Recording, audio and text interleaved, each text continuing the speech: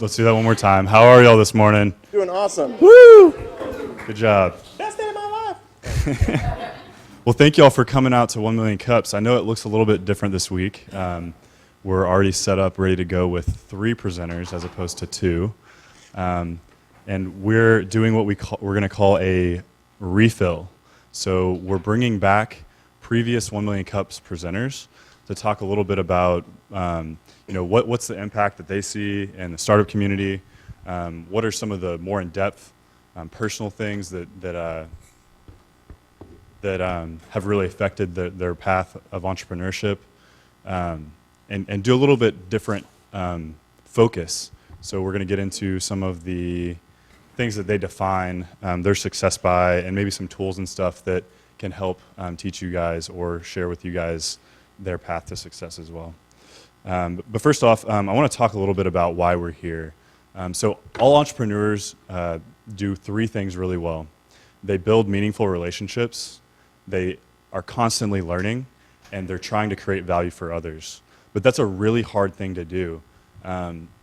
You always have to challenge yourself with that, but at 1 Million Cups, we get that. We're building relationships with people who care, that are smart people.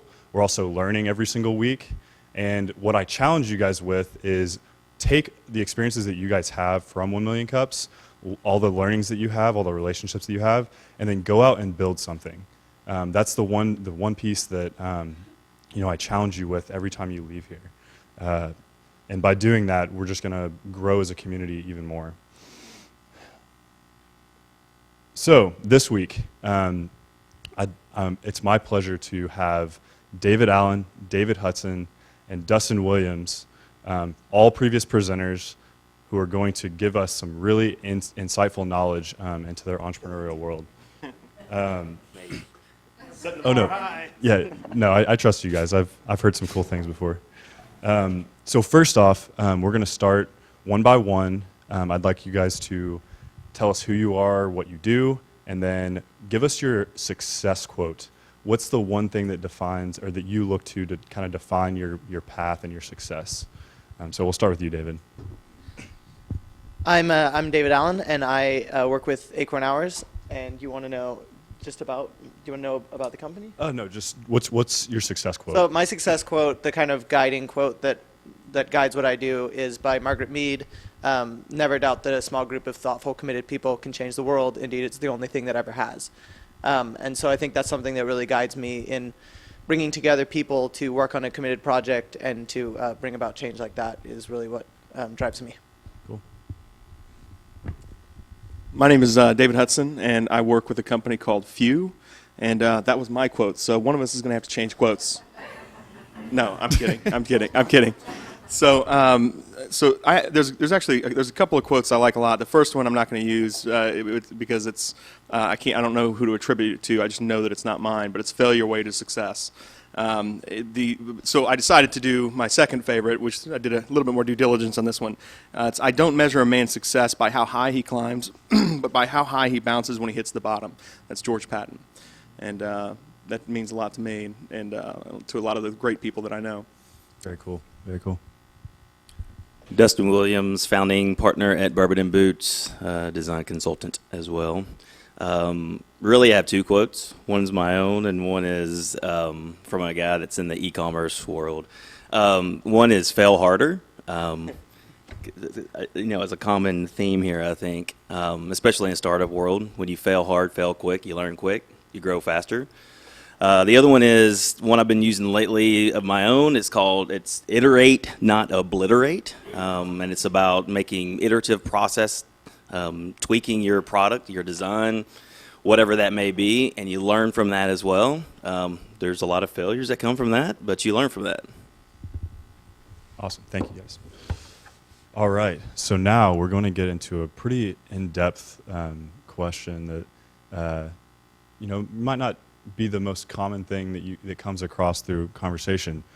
Starting with you, David, let's talk about what has been one of your biggest failures as an entrepreneur, or maybe it wasn't necessarily in an entrepreneurial experience, but one of your biggest failures right now that has kind of taught you something that you move forward with today.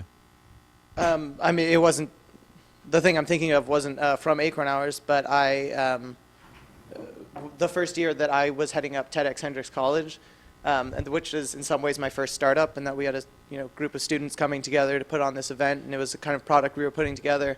I set really high expectations. I wanted to make this amazing TED event. I wanted to have hundreds of people there and do all this amazing stuff. And over time, I learned that my leadership skills weren't there, and it wasn't exactly what I wanted it to be. So it was, in some ways, I think, an early failure of mine where I learned a lot about leadership, and I learned a lot about how to bring people together and how to not bring people together. I think the single thing I didn't do was not leading with enthusiasm and vision. And that's something that I've always tried to do since then, is to have a lot of enthusiasm with the people I'm working with, to make them feel like they're part of something really awesome. So. Very cool. Yes. Dave? So I worked on a project a while back, long while back, about 5 years ago, that was just fraught with failure. I mean, from the first day. And that, to me, that project ended very badly. And it ended badly. What's crazy is that in my gut, I knew from the first meeting that something was wrong. And you have those meetings, right? You feel it, but you ignore it. It's like, hey, this is a big gig, and this is really important, and I can knock this out of the box. And I was overconfident, and I ended up overpromising and not realizing that I was. I mean, gut instinct, but not really knowing it. And by not listening to my gut, it ended up being a year of probably the worst year of my life. But I learned more in that year than I've learned in probably 10 years. So, I mean, in the long run, it was a success because I walked away with so much knowledge from it. But just not trusting my gut in that first meeting, I know a lot more now about how much I should trust my gut. So, and that grows by the day. The gut or the failure? So, failure, there's been tons of them. And this kind of goes back to my quote, it's fail hard. A lot of being a design consultant, you always have those clients that you've under budgeted, and then you end up going over budget, and you learn a lot from that. At Bourbon and Boots, I do a lot of testing. And so in testing world, you have a lot of failures, but those are actually good failures because you learn a lot from that in order to create a stepping stone to more success. And if you don't fail, or if you don't do anything, you're not going to fail. But if you do something and you fail, then you've done something that you know that you can go and be successful at later on. So that was kind of cheesy, but No, that was good. Very good. So now let's talk about something that was really exciting that kind of was like an epiphany moment. So if you guys had and I know everybody has these actually, when you're laying in bed at night and all of a sudden you're like, oh my God, like that's the idea I need to run with. So David, starting off, what has been one of your aha moments that was like, oh my gosh, I gotta go do that now? We don't want to start with me every I was going to say, I'm so glad I didn't sit there. Let's share the wealth. Let's share. I'll go first. Go ahead. Yeah. Yeah, go ahead. Well, I would say, so first off, those moments happen a lot, and the greater majority of the ideas I've ever had were terrible, and as happens, and the very first thing I do is I vet them with friends, and mean, cruel friends that will immediately say that is a horrific idea. The friend, if you call your friend and 10 times in a row, they're like, oh yeah, that's a great idea, you should pursue that. Don't ever call that friend again about your ideas. You want the friend that's going to burn you down. I mean, that call should last a minute. Terrible idea, bye, click, that's it, right?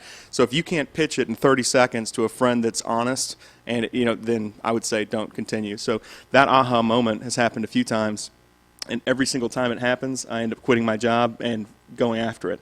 And that's kind of how I've done it ever since. So. What was the most recent one you had? Well, the most recent one I can't tell you about because we haven't finished it yet. So the most recent one I can talk about would be WriteGov, and so WriteGov was there was definitely an aha moment there, and 2 in the morning reading the Arkansas State Constitution. Don't ask me why, I have no idea. And I literally had no reason to be in there reading it. I was just like, hey, 150-year-old document, let's check this out.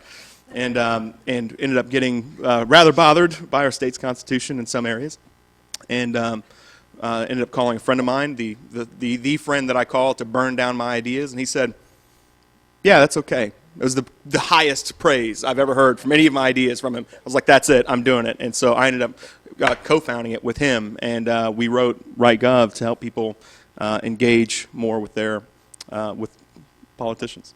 Very cool. So my aha or epiphany moment. Yeah.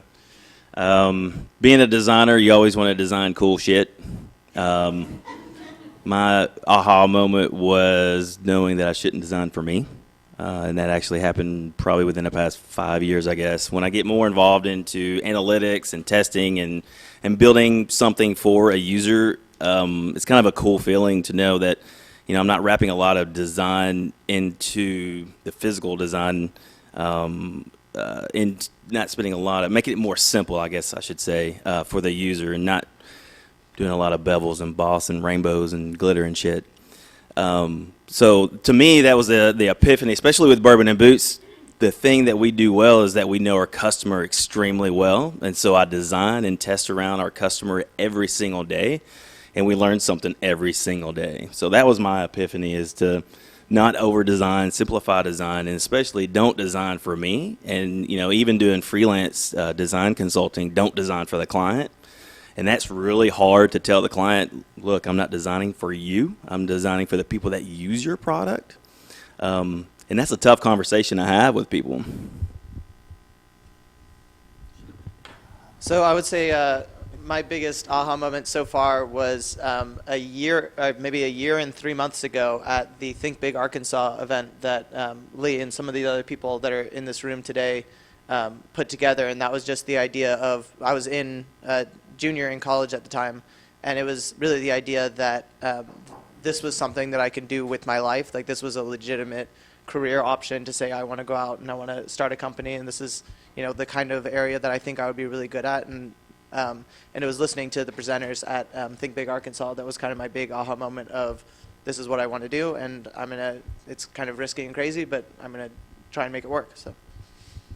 Very cool. Awesome. So next, let's talk about something very specific to you guys. What's one of the tools that y'all use the most that may be applicable to like a small business, or that's easily kind of applied to any type of business? What's a daily tool that you use that you could use? It could be as simple as Gmail, or it could be, you know, as complex as Dropbox, or I don't know, whatever. I'm always on the hunt for that tool for productivity. You know, me being a designer, you think I'd say Photoshop. No, it's more about trying to find something that keeps my brain aligned with the stuff that I'm supposed to be doing, what's most important. And especially in the startup world, and you're trying to grow revenue, you get super focused for the week. We try to be focused, super focused, like every 5 days. Every Monday, we're like, okay, what are we going to do this week? And so I found a tool recently. It's oh gosh, forgot the name of it. Omni-task. I can't remember. It's Omni-focus, I think. It's basically a task tracker type thing. And I just brain dump into it. Gmail, I live behind daily. I like to find applications that can tie into each other. I use Sunrise for all my calendar app stuff. But I think for productivity, Basecamp, I use that as well. So it's everywhere. It's all across the board. I try new stuff all the time to see what works. It's kind of a pain in the butt, but whenever you put all your tasks and calendar items in, you decide, no, this isn't for me, and then you got to wipe the slate clean and figure something else out. So don't feel like you're the only one doing that. And I know David's probably got tons. We've used Basecamp together on projects before, me, him, and Arlton. But so yeah. Cool. You should try using Basecamp with this guy. It can get pretty ugly. No, it's good. I'll assign you 100 tasks. He will assign you 100 tasks, and you will do them yesterday. So I would say my most recent favorite, I mean, and Dustin's right, there's a million of them, but the one that I feel like I could not live without right now, it's called Quip, QUIP.com. And the long and the short of it is mutually shared documents. It's document sharing like I've never seen before. So, you know, I know that Microsoft came out with some products that help people, you know, share documents and redline them and things like that. And Quip brings it into this like a whole nother level. And so I can share documents with my clients, for instance, if we're negotiating on a contract, or if I put together a statement of work. Or, recently we were putting together employee agreements, and I could share that with the team to make sure everybody's happy with it. And when you make edits, you can tag people on an edit like you can, just like they have like Twitter hashtags inside the document. They've got an incredible array of features that are really, really easy to use. And if you do anything with documents, you should really at least try it. And it's free for personal use. So it is so cool. Yeah. It's QUIP. QUIP.com. Yeah, and I actually learned about it from the Facebook Developers Conference because people at Facebook use it, and they recommended it to me.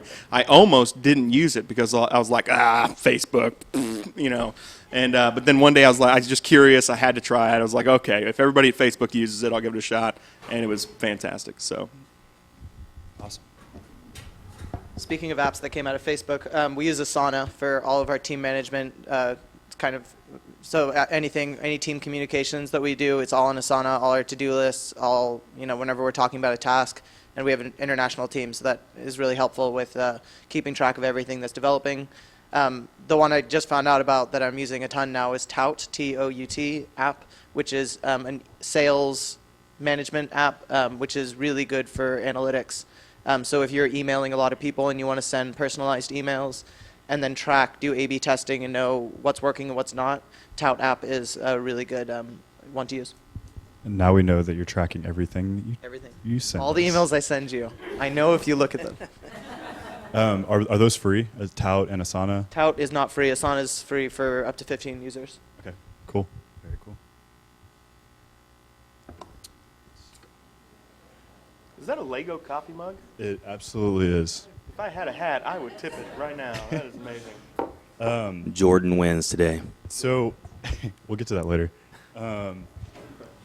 So next, this is my personal favorite because I am constantly looking for more Amazon wish list items. But what is each of your favorite business book or maybe just most recent one that you read and really were inspired by?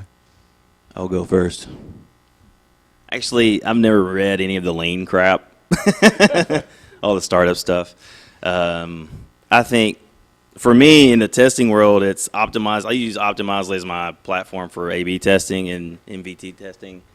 And they recently wrote a book that's like 100 pages, maybe 200 pages long. It's freaking amazing if you want to get into A/B testing and learn about the scientific BS around it. It's called A/B testing, and just do Google search or an Amazon search for A/B testing Optimizely. It's an amazing book. It goes through case studies, like real life examples, which is great. And then at the very last chapter, it gets into statistical significance, which will boggle your brain and melt it. But it's a great book. Super easy. You can read it on a plane. So real quick, there's A/B testing where you could say, this one did better than that one, but this book is going to dive into what actually mattered, what's actually significant about the test. And it goes a little bit into like best practices. And, with case studies, it's kind of a best practice, but it goes into, what to test for and why did certain people test for certain things? Like why did people test their checkout flow on their e-commerce website, and it has real life case studies. So it walks through exactly what the revenue numbers were and things like that. Cool.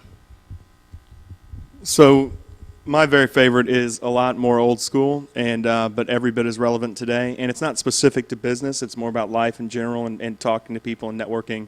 It's Dale Carnegie's How to Win Friends and Influence People. And I know that's almost cliche these days, but read it. It is so good. It is so good. And it'll teach you about how to be better with people and more genuine with people and just how important relationships are. And so, I'm a programming nerd, right? So, I sit in a cave all day. And so learning how to interact better with people and network it changed everything for me. So I had read Running Lean and The Lean Startup, and I finally went back and read 4 Steps to Epiphany by Steve Blank. And if you are into the lean stuff and you haven't read that book, for me, that was, I think, the best of the 3. Especially if you're doing a B2B business. It really gets into a lot of the details about how to build a lean startup. So I think that was the one I wish I'd read earlier.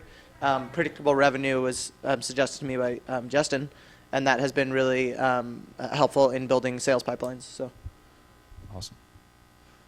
So, leading into our next question, all three of you, I know on a personal basis, have contributed to our community in some shape or form in the realm of entrepreneurship. So, I know all three of you have done something that was a community effort that you guys probably knew was extremely important for our community here in Little Rock. So could each one of you maybe give an experience, if you would like to share one, but more importantly, talk about the importance of community here and what we can do as entrepreneurs to help fortify that and keep growing it. I was at a bar camp a couple weeks ago, and I was talking about why students should get involved in entrepreneurship while they're still students. And there was a kid there who was like 12 years old, and we were like talking about business ideas. And he said, "I'm gonna start a business called Taco Swag." And so he started making like T-shirts with like tacos on them or something. I don't know if he's still doing it, but that was like, to me, that was cool to have like me. You know, there was a kid who got involved and started making something. But to me, that was kind of the one fun thing that we've done. So I kind of see it as if we don't, who will, right? I mean, so you've got to build the community, and it's important to build community for a lot of different reasons. But one I can give a personal example of. So in my high school, there was one computer science class by a teacher that was not inspired, and she's a great person, but she probably had no interest in programming, and I ended up being very fortunate to know that I wanted to do what I do since I was 12. I just knew it. I don't know how, but I just knew. But had I not just known, like most kids, it's very difficult to find what you want to do. So, I want to be a big part of the community to help kids do what I do, because to me, it's almost not fair that I'm so lucky to do what I do. And so I want to spread it around as much as I possibly can. So that's me. Yeah, I share the same sentiment actually with David. I'm not much of an academic guy. I dropped out of college because I hated it. I'm very much self-taught, and I'm hoping that education will change a little bit. And so I mentor at the ARC Challenge. Everything I do, I try to expose what I do to everyone that I come in contact with. I did a presentation at the Axiom High School Summit thing the other day to high school kids, and that was amazing to kind of teach them how I've gotten to where I am, what I've done, and hopefully inspire someone to do something. It doesn't have to be design related or what I do, but I try to tell people to forge their own path and do what you want to do, and don't let other people try to tell you what to do. And fortunately, my family influenced me to go that route, and I think family's hugely important to that. My dad hated that I dropped out of college, but he's proud of me now. So, very cool. So one aspect of the community that we have going on right now is 1 million cups, and each of you have presented, and each of you, has been here and seen kind of the effects of it. What are the most important things y'all see in this experience, in this setting that we have every single week? Well, I mean, first off, it's obviously bringing community together. I mean, we're all here for it. So I think that's fantastic, just right out of the box. But beyond that, I would say that during my talk, and I'm sure you guys had similar experiences, but during my talk, the first 2 rows was high school students. And the questions they were asking me were high quality, obviously interested, and it's not because of my presentation, it's because they were smart kids that were engaged. And seeing that at 1 million cups or any event is huge to me.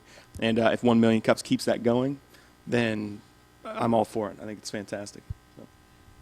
What was the question? What's the coolest part you see about? Oh yeah, kind of stole my thunder again, but yes. So when I gave that presentation to high school kids, them asking me a ton of questions, and they actually got something out of it. I mean, you always hear this next 10, 15 generations or 10 years later, oh, those kids are so damn smart these days. They're learning so much. The interweb has changed the world.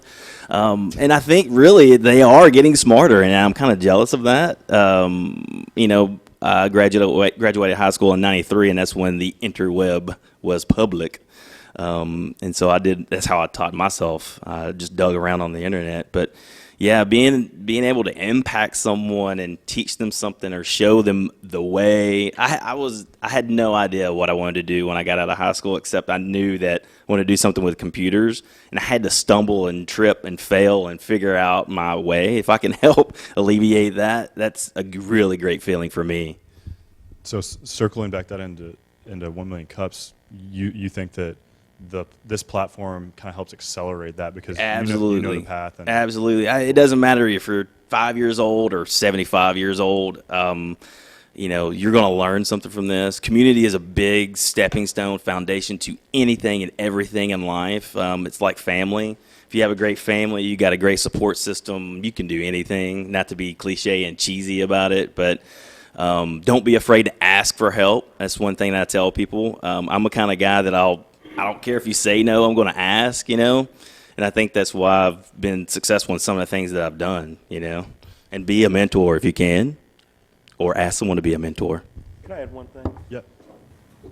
So I'm just going to add one thing, which is that one thing I've noticed at 1 million cups, especially 1 million cups, is that this is a really great networking event. And if I could go back and talk to myself, 10 years ago, I would say to show up to events like this right away and go to it every single week, because to make the types of connections of great people in this room is hugely beneficial to businesses and hugely satisfying as an entrepreneur, and you never know what good ideas are going to come out of it. So Yeah, I think the two coolest things that are happening every week is the storytelling and the connections that are made. And the storytelling, I mean, at the RightGov presentation, it wasn't just about writing to Congress people. There was the whole story behind where it came from, and that made it so much more meaningful. So hearing those stories, I think, is really inspiring. But personally, the connections I made after I presented, we're bringing on someone to work on our iPhone app. I've had tons of mentors in a variety of things. So really, it was a huge stepping point for us in building up our network of support after we presented. So those connections have been invaluable. Cool. All right. Well, one of the last questions I have for you guys, what is something that the entrepreneurs in the room can hear from you today and go out and have an immediate impact on their life? So what's one mentality or mindset that you would encourage them to have leaving here from 1 million cups? Okay, so I'm going to steal this one from Jim Carrey. You can fail doing something you don't love, right? We can all go and get that job that we know is safe and secure, and one day you could get laid off and be out of work for months. I mean, that could happen, right? It's a bad economy. It goes up and down, whatever. But you could also just fail at doing something that you love to do. I mean, why not get after your dream and give it your best shot, because there's no guarantees in life. So that's what I would say. If you're an entrepreneur, do it right now. Just don't even waste time working at a job you don't love. Just go for it. Just do it. Yeah. I would say that building things is a habit, and if you can get into the habit of building things, it's an extremely pleasurable thing to see, to watch something that you sat around a table with some friends thinking about, and then to see that become a real thing that people are using is so exciting to see. So if you can just get into the habit of building something, putting things out into the world, it's so easy to share things nowadays. So making something you care about and then sharing it with other people is very powerful. So I think you're starting to see a common theme here with startup people. Be a doer.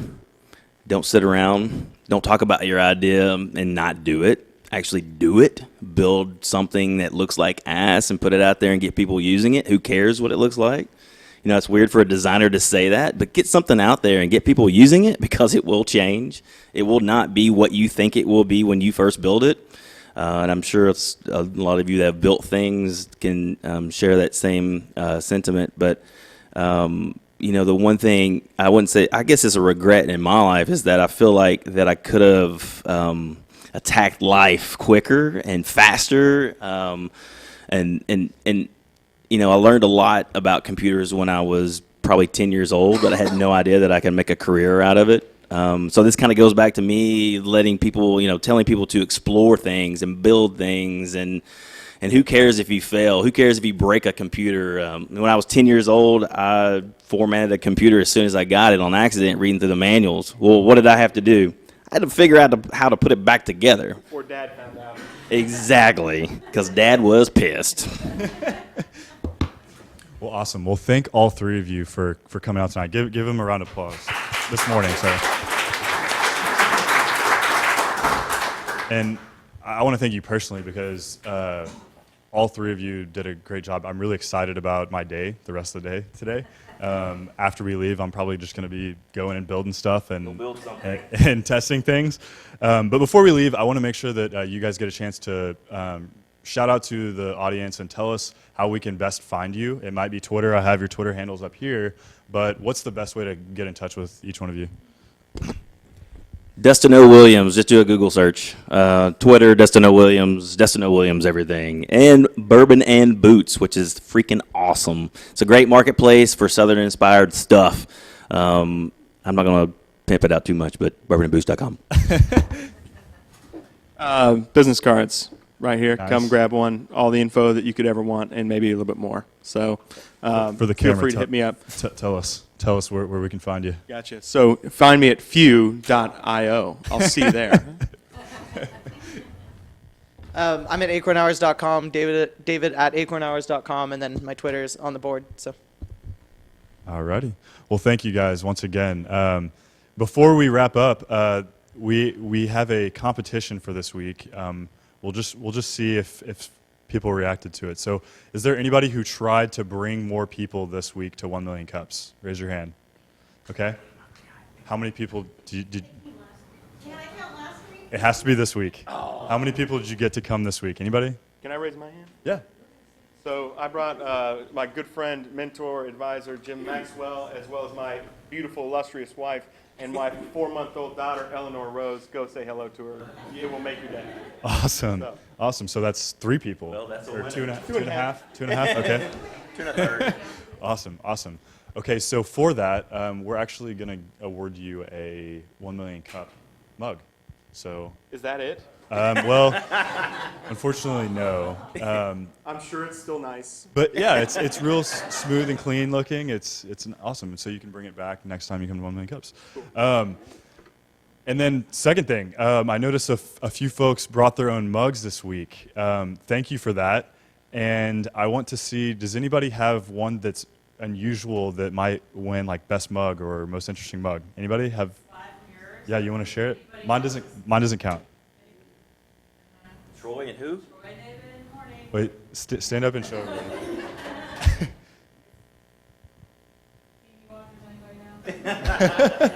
Very nice, very nice. Who else brought a cup? Who else brought a mug? Raise your mugs. Awesome. Okay, so last week I challenged you guys. Let's use our own mugs. I think it's a cool way to kind of share different stories. It shares your personality, and also styrofoam's not that cool. So bring your mug, and we'll be doing mug competitions. So whoever brings the coolest mug, we'll actually give you some type of prize. Maybe not a 1 million cups mug because your mug is cooler than that one. But we'll come up with something. If you guys have any ideas for prizes for that, please feel free to let me know. Also, we're looking for more presenters for 1 million cups. We have several kind of in the pipeline, but we're always trying to, keep that outlook going and build our community out. So if you have any presenters, please let me know. Can I make a suggestion there? Yes, absolutely. Abby Sims. iDestiny Dev Studio. She's amazing. She's an awesome developer. She's great with people. Boom. You should have her speak. Okay, so I'll take the price. Not to put her on the spot. Abby Sims. Abby, will you present one week? Yeah, I'll Okay, cool. Good. All right. Well, thank you guys for coming out.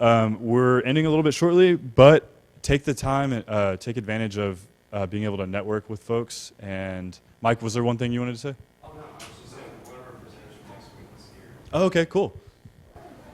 Stand up and give the room a shout out. Good morning, everyone. Lynn Folks, the owner of my uncle's gourmet barbecue sauce. So if you're here, I might even treat you to some seasoned meatballs and sausage.